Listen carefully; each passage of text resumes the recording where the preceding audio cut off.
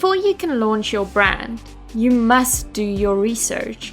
Market research is about figuring out where your brand belongs in the market, who your competitors are, and understanding the needs and the desires of your target market. How will this information set you up for success? Come along and I will tell you.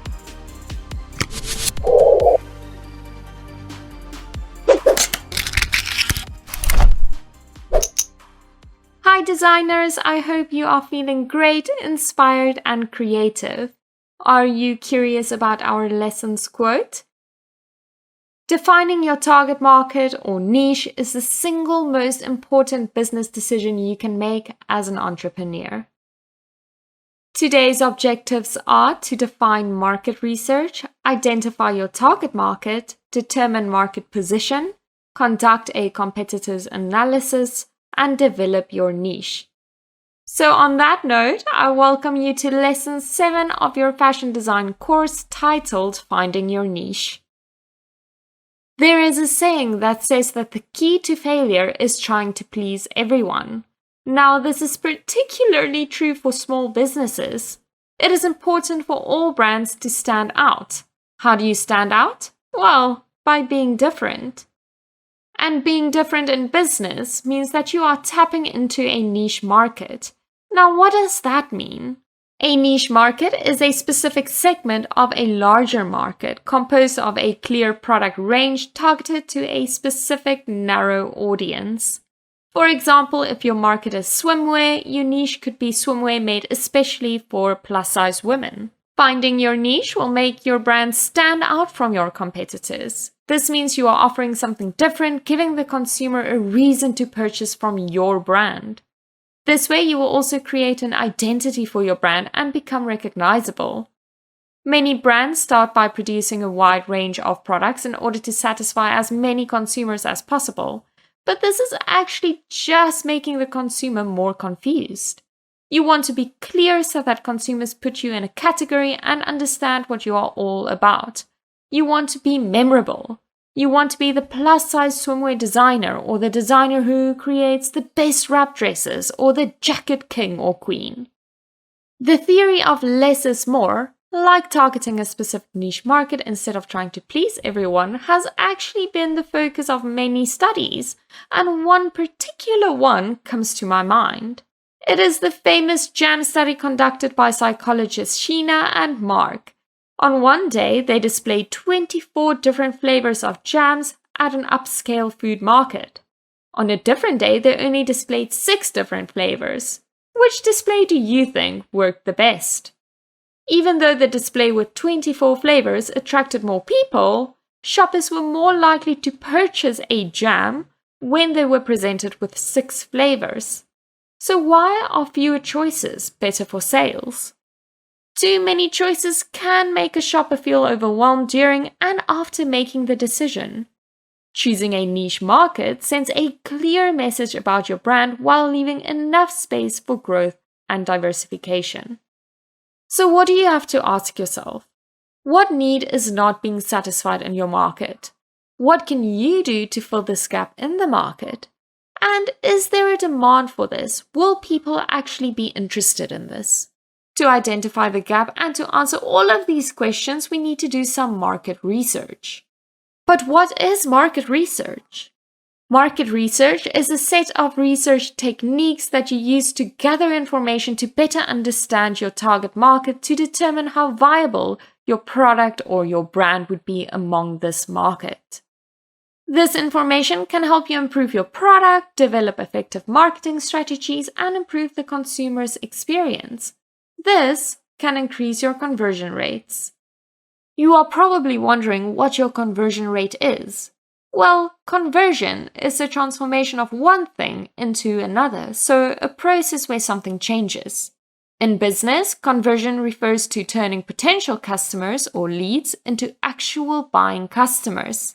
Let's look at the 3 ways market research can add value to your business. You can gain new customers. Not every person will like your product, and that is okay. What market research will do, though, is highlight the people who will like your product and purchase it. You can thus aim your marketing at them and create campaigns around them, which is way more efficient. You can also gain insights from both new and existing customers. Any feedback can be used to guide you in the right direction.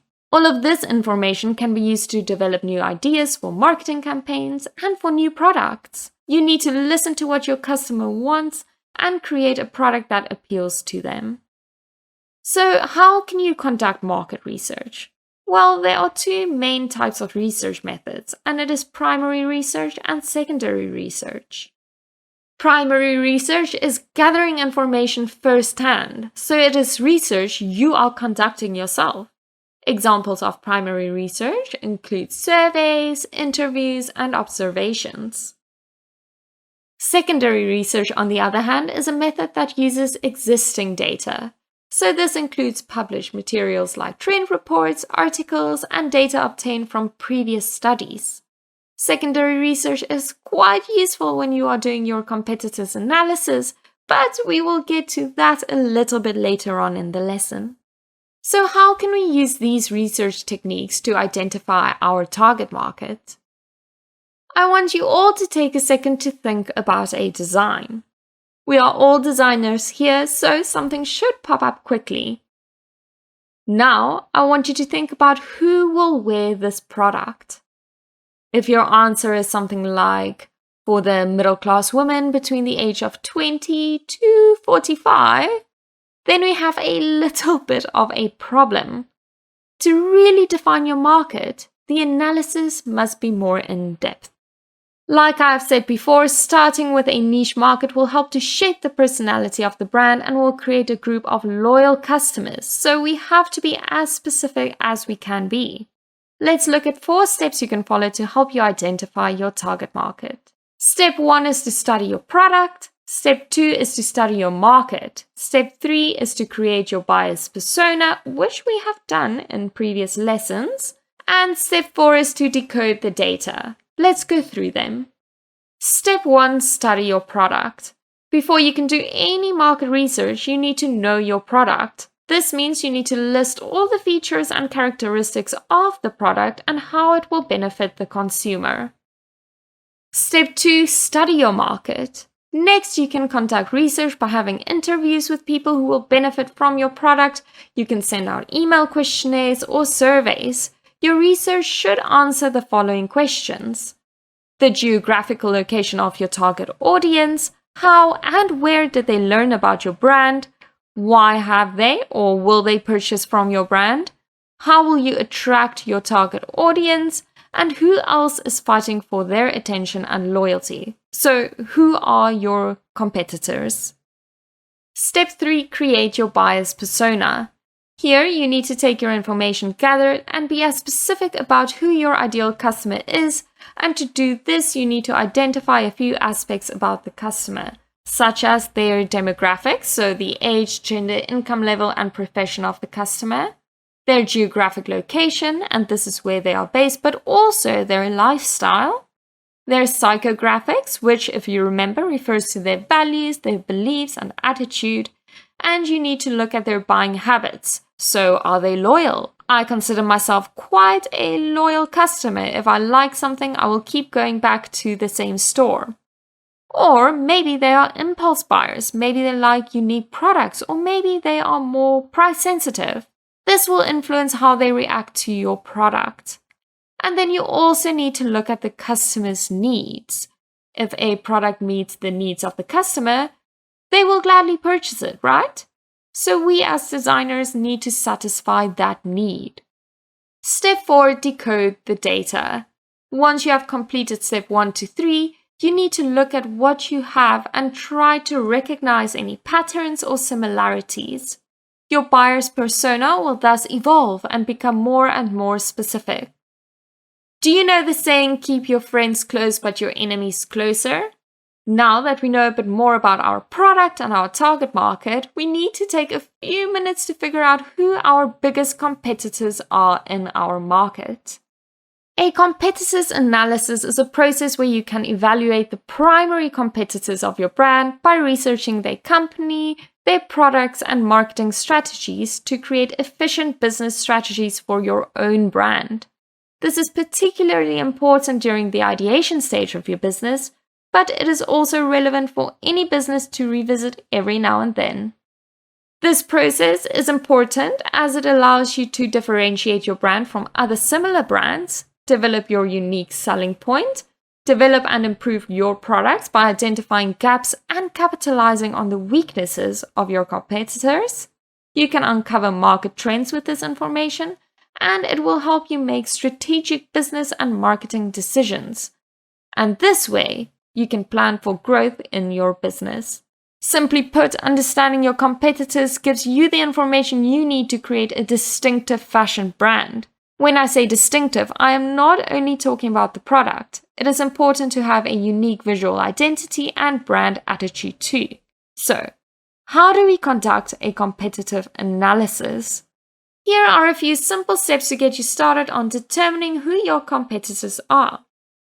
Choosing the correct competitors to analyze is crucial, especially because you want to gather useful insights, right? Unfortunately, it is impossible to analyze all of your competitors, so generally an ideal competitors analysis includes 5 businesses or brands that represent the biggest threat to you. To create a list that reflects your biggest competitors, you need to ask yourself the following questions. Who are your target consumers? What problem does your product or service solve? And how does your brand solve this problem? Now, your competitors can be split up into 2 categories, direct competitors and indirect competitors. Direct competitors are brands that sell their products to the same target market, solving the same problem using the same solution, just like you. Indirect customers, on the other hand, can provide a product or service that is not the same as yours, but it satisfies the same need of the customer or it uses the same solution for a problem. Let's quickly look at this little diagram. One circle is your customers. The other circle is the problem or the pain point for the customer. And the third circle is the solution to that problem, so your product. Now, right in the middle, that dark pink section is where your direct competitors are. As you can see, you are offering the same product that solves the same problem to the same customer. A is where you and your competitors are solving the same problem and offering it to the same target market, but using a different solution. B is where you are solving a different problem, but in a similar way to the same customer. And C is where you and your competitors are solving the same problem in a similar way, but for a different target market. So A, B, and C will then be your indirect competitors. So which one should you focus on more? Direct or indirect competitors? The short answer is both. Even though more focus should be placed on direct competitors in your market, it is important to keep an eye on the indirect competitors as they can shift their position in the market and become a direct competitor. You also need to determine what products they are offering.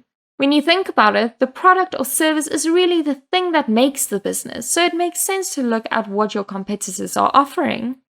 Here, you need to look at the complete product range, so everything that they sell, the quality of their products, their pricing strategies, how they differentiate themselves from other similar brands, and how they distribute their products or services. You also need to study the competitors' pricing. We have gone through the pricing of a garment, so we know there are a lot of factors influencing the price of a garment. But we also need to take into consideration how much your competitors are asking for a similar product. Maybe you want to create a more expensive or exclusive, high-quality product, or maybe you see a gap in the market for a more affordable product that the competitors are not offering. You also need to look at any other perks that your competitors are offering, like sales, discounts, or free shipping. These perks could be the reason you are losing customers, so it would be in your best interest to either match these perks or come up with your own unique perks that other competitors are not offering. You need to research competitors' marketing techniques. You have looked at their product offerings and their pricing strategy, so now's the time to analyze their marketing techniques. When visiting social media channels or websites, ask yourself, are they using static visual content like images or infographics, or are they using videos? Do they post articles or blogs? Do they perhaps have a frequently asked questions section? Are they buying guides or size guides available? And what type of advertising campaigns are they running? The answer to these questions will guide you when you are developing your own marketing techniques. You also have to take note of their social media presence. Social media is not new anymore, and as a business owner, it is in your best interest to evaluate and compare your presence to your competitors' social media presence. If you notice that your competitors are on some social media channels that you are not on, it might be a good idea to learn more about the platform and how it can help your own business. So to find out whether it is worth it to invest time and money into a new social media platform, you need to visit the following platforms to investigate whether your competitors have accounts. So check out Facebook, Instagram, TikTok, Twitter, YouTube, LinkedIn, and Pinterest, just to name a few. Now, when you are on those platforms, take note of the following quantitative items. How many followers do they have? How often do they post new content? And how is the engagement on the platform? Content engagement refers to the amount of people liking, leaving comments, and sharing the post, so interacting with the brand. You also need to look at what kind of content they are posting. Are they pushing sales or pushing engagement? How much of the content posted is original? And what is the overall tone of the brand? You also need to look at how often the brand interacts with their followers. So do they like the comments or replies to comments, that kind of thing. After you have gathered all of this data, you can compare the competitors with each other and your brand. This will hopefully guide you when developing your own content and engagement strategy. Remember, you want to be the best, so use this information you have gathered to your advantage. Before we move on, I just want to remind all of you that you can always refer to your summary notes and your webinar slides. I know these lessons can be quite an information overload, so you are more than welcome to go check those out. All the information you have gathered about your target market and your competitors will really help you figure out your market position. What is that? Your market position or brand positioning is a process of figuring out your brand's position in the market from the customer's perspective. So it is a strategy used to separate your brand from other similar brands. It really is a way for you to identify where your brand belongs in the sea of competition. Let's look at the reasons why brand positioning is important. It creates market differentiation. If your brand or product has a unique selling point or delivers a unique experience, then brand positioning will separate you from the competition by showcasing how different you are. It helps you focus on your target market. This means you are spending your money and time wisely by creating marketing strategies focused on the right kind of consumer who is interested in your brand. It also helps you determine the value of your product or service. The value refers to the value your product or service is adding to the customer's life. So, you need to ask yourself, do I add value, or how does my product satisfy the needs of the consumer? And how is my product better than the products offered by similar companies? It can push you to develop more creative and also successful products. You can use the information you have gathered about the competitors' products to your advantage to create something better. This does not mean you are allowed to copy the product. That will be silly because you want to stand out, right? But if you have a similar product, think about how you can add value to it, make it different, and how you can alter it to better satisfy the needs and the desires of the customer. You can use brand positioning to justify your pricing strategies. So here you research and compare your products to the products of your competitors, and this will inform you whether your product is strategically priced or if it is more expensive and why there is a difference. You then need to determine whether your customer will pay the price, and if not, make some changes to your price points to be more strategic. And by identifying your market position, you can amplify your brand story. This means you can improve your communication strategies because you know who your audience and your competitors are. You can also tell people about what makes your brand unique. So how do you determine your market position? There are multiple ways you can determine your market position, like by doing a SWOT analysis, pestle analysis, by looking at Porter's 5 forces, and perceptual mapping, to name a few. But for today, we are going to focus on the SWOT analysis, as this is quite common among startup designers. The SWOT analysis is a framework used to evaluate the competitive position of a brand and can be used to develop strategic planning. The acronym stands for strengths, weaknesses, opportunities, and threats, and these can be split up into 2 sections, internal factors and external factors. Your strengths and your weaknesses are your internal factors. Now, your strengths are what makes your brand stand out from your competitors, so it is what gives your brand an advantage over your competitors. Your strengths can include your reputation, your company culture, your location, your unique selling point, and more. Your weaknesses, on the other hand, are also internal factors that unfortunately work to your disadvantage and has the potential to prevent successful results. This can include things like poor reputation or inefficient communication systems and lack of funding or materials, to name a few. Even though these are weaknesses, this gives you the opportunity to improve or completely remove the weaknesses in your internal environment. The O stands for opportunities, and this refers to opportunities that the brand can benefit from or that you can use to your advantage. This, unlike your strengths and weaknesses, are classified as external factors and can include things like new technology, a gap in the market that you can fill, or training courses that you can use to upskill yourself and your workers. Your opportunities can thus very quickly turn into strengths. And last but definitely not least, your threats, which are also external factors that pose a threat to your business and really affect the success of the brand. This can include things like the constant changing of trends, new products, and new regulations. So, you need to build and enhance your strengths, reduce and resolve your weaknesses, you need to expand and exploit your opportunities, and avoid your threats. Now, this may seem like quite a daunting task, but it is quite fun once you start. But don't worry, we are going to work through a practical example now.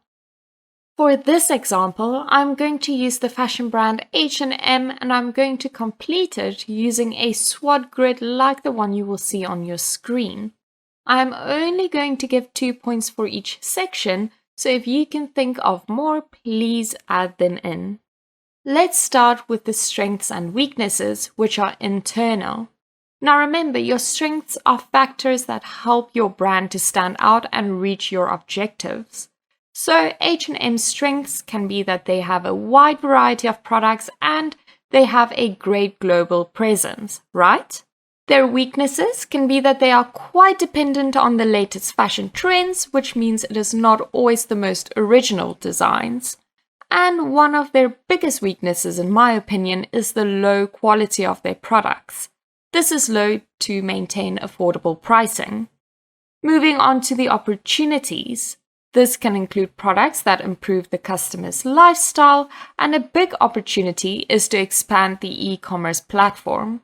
A big threat is the number of competitors they have, and because they are so dependent on the latest fashion trends, it means that things are constantly changing.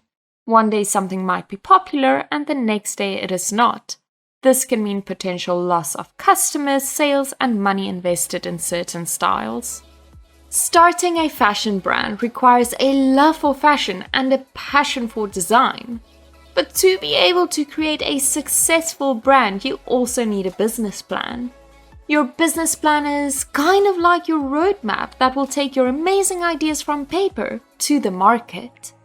In the next lesson, we will go through the fundamentals of a business plan so that you can confidently create one and start your fashion career as a designer. after you have finished this course. We already know what niche means and the value of it, but let's look at it again now that we have gone through our market research sections, because the reality is, many times after conducting your research, you have to alter your product to make it stand out more.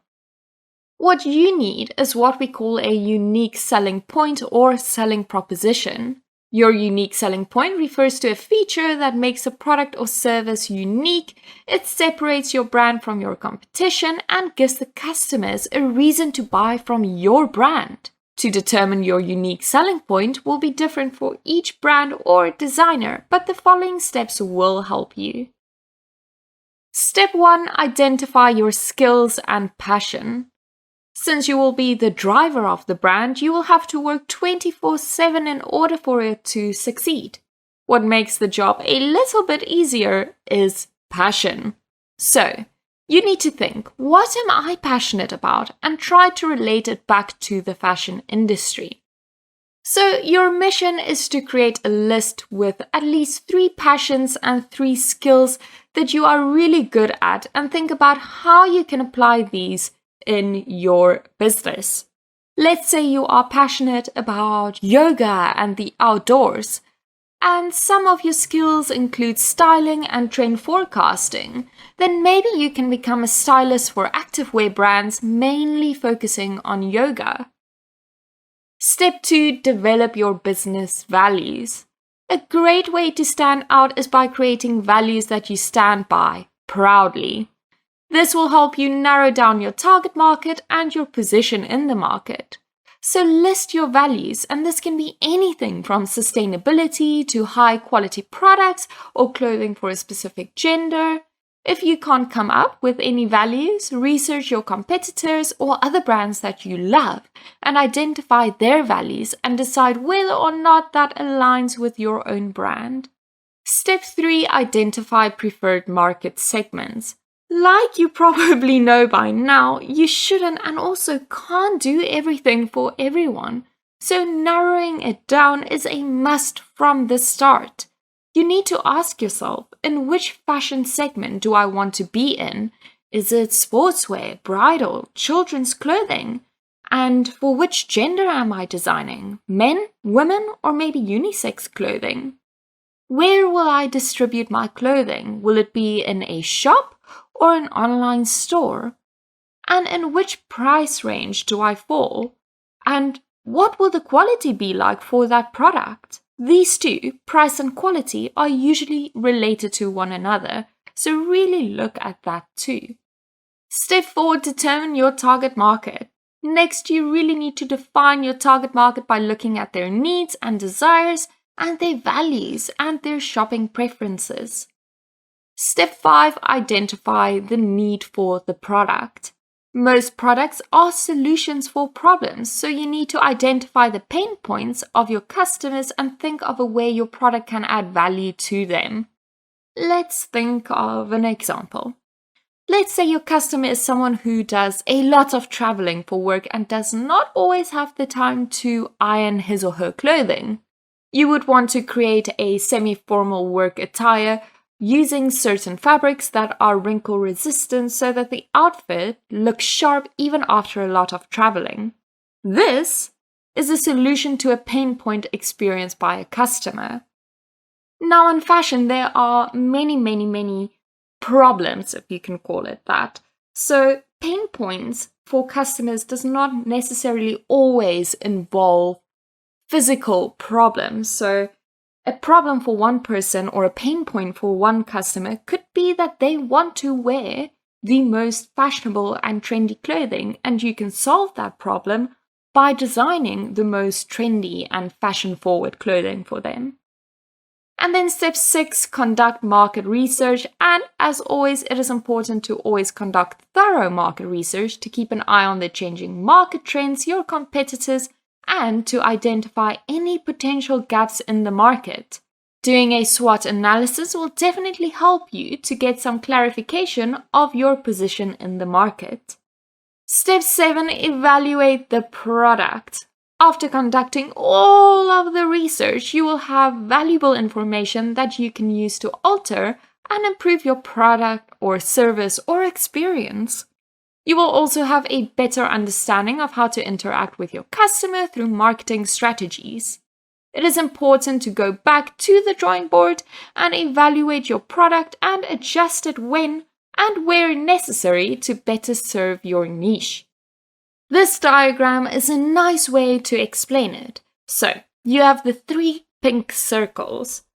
What your brand does well. So this takes into consideration all of the things we went through on the previous slides. It takes into consideration your competitors and then the customer's needs and desires. Now you will see 4 zones. Let's discuss them. Now first we have what we call the losing zone.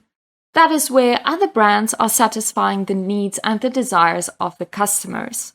Your competitors are superior, which means this is a losing zone for you, unfortunately. Next, we have the irrelevant zone. This is the zone where you and your competitors thrive, but unfortunately, you are not satisfying the needs and the desires of the customer, so really, you are just wasting your time, right? Then, right in the middle is where you get your risky zone. Now, even though you might think this is where you want to be, this is where the competition is really tough. If you want to win here, you need to produce a product of great quality and be innovative to outshine your competitors. Where you want to be is right here in the winning zone. As you can see, here you are still creating products that you love and that you are good at, while still satisfying the needs and the desires of your customer. Yes, you will have competition, but competition is healthy. It pushes you to be better, but you won't be drowning in a sea of competition. This right here is your unique selling point. Remember, your unique selling point is what makes your brand different from the rest and gives your customers a reason to buy from you. It separates you from the competition, and it can be the difference between success and failure for your brand. So, if you want to have a unique selling point, you need to be in the winning zone. Let's look at some brands who are in the winning zone, who have created a niche market for themselves. These include Levi's. When you think about jeans, you think about Levi's. Levi's is known for their classic, durable and affordable jeans, and they are doing a really great job. Although Burberry has expanded over the years, the brand is still known for their trench coats. And Petite Studios, who creates amazing clothes for petite women.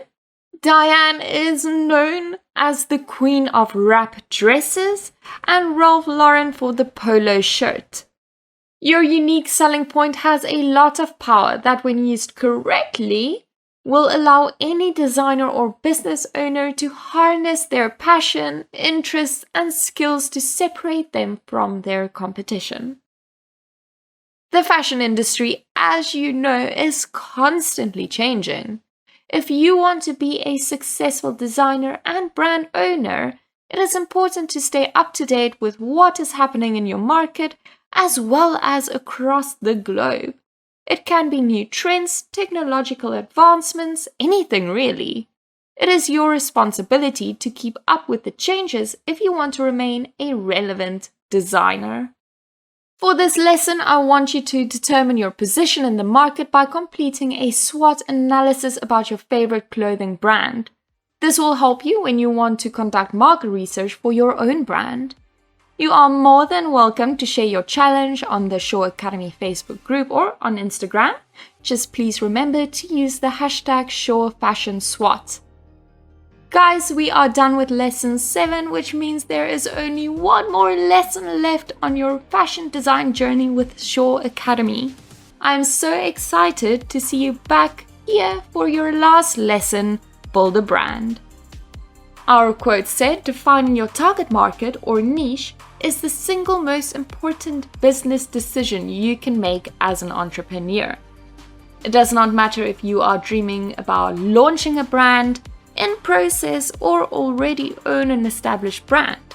Doing market research is essential every step of the way. As a fashion designer trying to make it in an ever-changing industry, the only way to not fall behind is to do research about your position in the market, your target audience, and your competitors, and use this valuable information to develop your niche. Quite a bit to think about.